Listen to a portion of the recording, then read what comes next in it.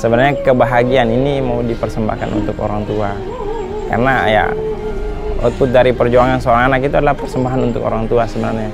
Tapi karena saya tidak bisa persembahkan untuk orang tua secara langsung, jadi rasanya kayak perjuangan saya tidak tuntas. Karena ya semua orang kan pengen hadirkan orang tuanya di sini, tapi karena orang tua saya agak jauh, terus karena kekurangan masalah finansial, jadi agak sulit untuk didatangkan.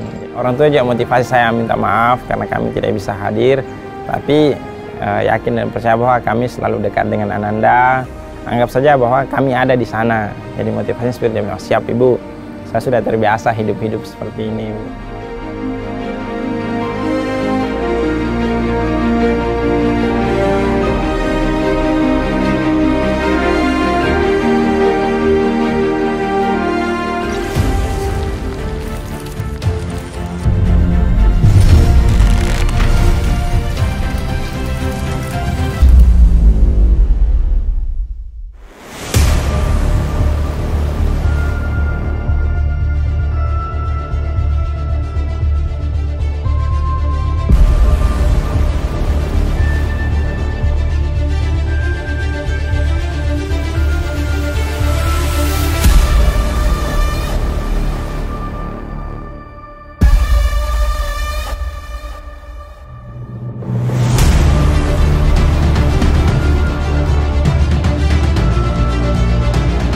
Bapak-bapak Ibu sekalian, barusan istri saya ngasih hadiah kepada para perempuannya aja, perwira wanita. Saya juga sudah ngasih loh ini. Coba kita cek, coba bisa ditunjukin. Nah, itu dia.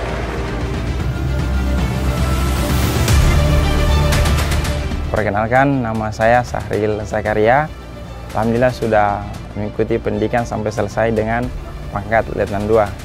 Saya asli dari sebuah desa yang terpencil di Nusa Tenggara Timur, namanya Desa Kalikur, Kabupaten Lembata, Kecamatan Buya Suri.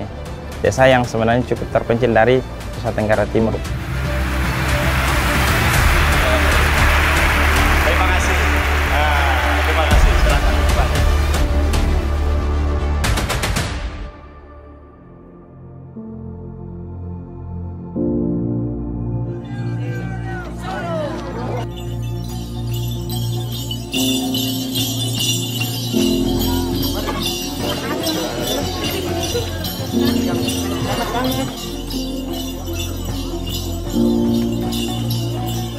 Kalau orang tua dari bapak itu petani. Di sana juga bukan petani yang berpenghasilan, tapi petani jagung yang musim panennya setahun sekali, kalau musim hujan Pak. Terus untuk tambahan lainnya itu bapak kuli bangunan. Jadi kalau ada bangunan kayak perbaikan sekolah atau ada yang mau bangun rumah, biasa dipanggil untuk bangunkan rumah. Jadi dulu saya waktu masih di sana juga, SMA sering bantu bapak kalau ada proyeknya. Bantu-bantu untuk angkat-angkat semen, campur semen dengan pasir begitu Pak. Jadi kuli. Siap. Jadi ibu rumah tangga biasa, tapi dia biasa tambahannya tenun. Di sana itu kain tenun Pak. Nah itu rutinitasnya ibu. Selain masak, kain tenun untuk antisipasi itu Pak.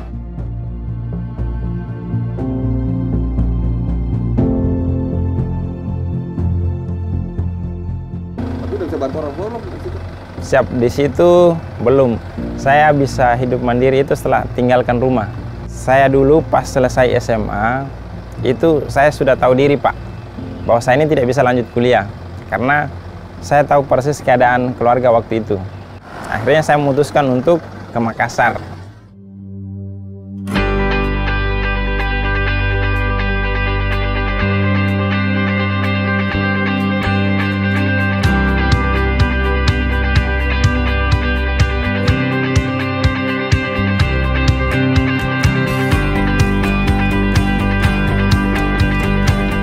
Kebetulan di Makassar itu juga ada saudaranya moyang yang memang sudah lama jadi guru ngaji di Makassar. Jadi dia itu ngajar ngaji anak-anak dosen. Saya sampaikan ke Bibi itu bahwa saya kesini bukan kuliah, tapi sama cari kerja. Kira-kira Bibi punya kenalan atau apa yang bisa bantu saya untuk kerja. Jadi dia bilang, saya punya anak murid ini orang tuanya punya konter, dia lagi cari orang untuk jaga konter.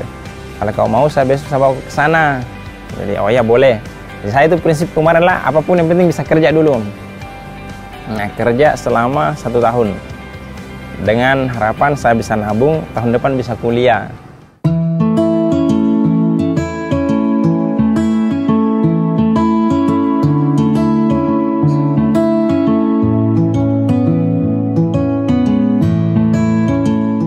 Nah, saya tes pertama itu di kampus di Unhas, karena kampus yang agak terkenal di Makassar itu Unhas, tapi tidak lolos. Terus saya coba lagi di UNM, tidak lolos juga, karena saya kemarin itu rencananya adalah kampus negeri yang saya tembak karena SPP-nya agak murah.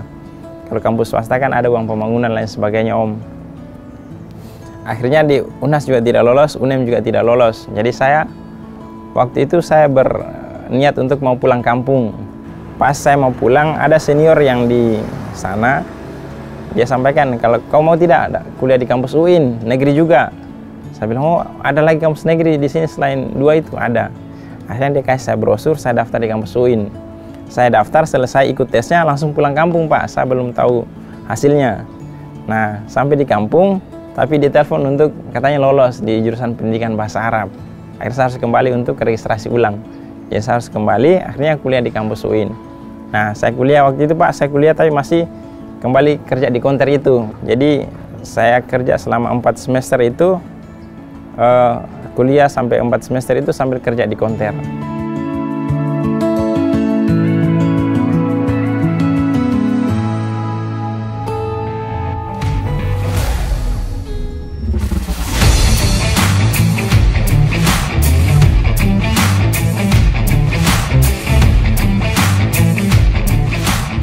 Saya kan masuk 2015 kuliah Pak.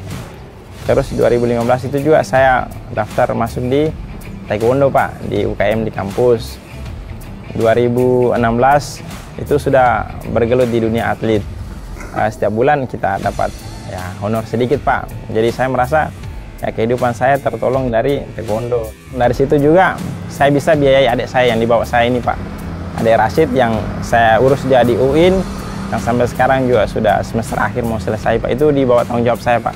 Itu pun dari sumber dari Taekwondo tadi Pak.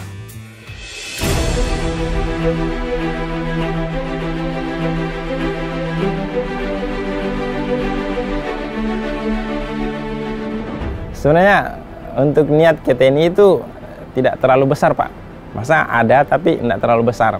Saya waktu itu Pak, saya dapat brosur yang dikirim sama senior saya di UKM di Taekwondo. Itu saya dapat 2 hari sebelum penutupan. Jadi penutupan itu tanggal 29, saya dikirim brosur itu tanggal 27. Dia bilang sama saya Pak, dia bilang, Dek tidak mau daftar perwira karir. Saya bilang, apa itu Kak? TNI Dek. Jadi pakai ijazah S1. Jadi saya lihat dulu Kak, ada tidak jurusanku di situ. Saya lihat turun Pak, oh ternyata ada Pak, dari bahasa Arab juga ada. Selesai semua seleksi sampai di ini tinggal menunggu pengumuman. Nah waktu itu pengumumannya agak lama Pak, sekitar 1 bulan lebih. Jadi harapan saya ke TNI itu sudah mulai kayak pupus, kayaknya tidak lolos ini. Apalagi diisukan biasa kalau masuk TNI itu harus punya keluarga, kayak isu-isu itu biasa harus punya keluarga, harus ada uang lain sebagainya. Jadi saya bilang, saya ini tidak punya keluarga TNI, saya juga tidak punya banyak uang, kira-kira bisa lolos tidak? Jadi harapan itu semakin kikis. Sebelum pengumuman itu saya naik gunung, targetnya saya naik gunung sebelum pulang kampung. Nah, saya naik gunung itu ternyata malamnya itu adalah pengumuman hasil untuk lolos pusat. Nah, jadi pengumuman itu saya masih di atas gunung Pak. Setelah saya pulang dari gunung baru saya ditelepon mendadak bahwa segera lengkapi berkasmu karena kau lolos tes pusat. Saya juga langsung kaget Pak, tiba-tiba lolos, ada namanya, lolos di sini, padahal saya sudah tidak harapkan, bukan tidak harap sih, kayak mungkin tidak lolos lah, pesimis begitu Om, karena latar belakang dan lain sebagainya Om. Akhirnya lolos juga. Jadi dalam hatiku dari situ saya mulai bertekad bahwa saya bisa kayak di TNI ini. Saya akan tunjukkan kepada semua orang bahwa anak seorang petani juga pasti bisa jadi TNI.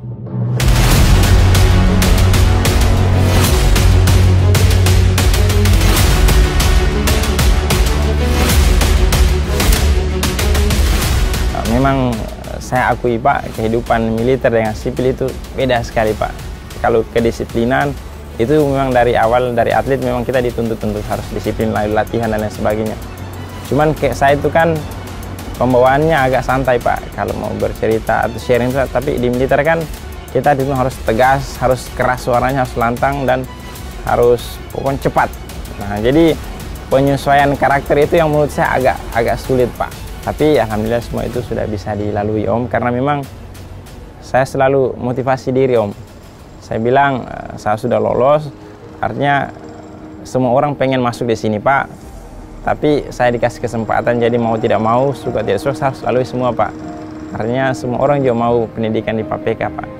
Jadi saya selalu motivasi diri seperti itu Pak.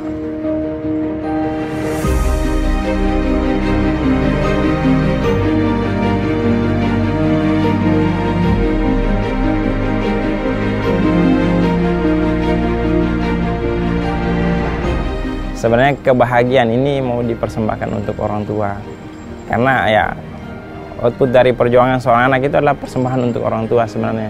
Tapi karena saya tidak bisa persembahkan untuk orang tua secara langsung, jadi rasanya kayak perjuangan saya tidak tuntas, karena ya semua orang kan pengen hadirkan orang tuanya di sini, tapi karena orang tua saya agak jauh, terus karena kekurangan masalah finansial, jadi agak sulit untuk didatangkan. Jadi saya bilang sama orang tua bahwa tidak usah bersedih. Orang tua juga motivasi saya minta maaf karena kami tidak bisa hadir, tapi yakin dan percaya bahwa kami selalu dekat dengan Ananda. Kami selalu mendoakan kekuatan, kesehatan, keselamatan untuk Ananda. Jadi tidak usah bersedih, anggap saja bahwa kami ada di sana. Jadi motivasi seperti itu. Siap Ibu, saya sudah terbiasa hidup seperti ini Bu.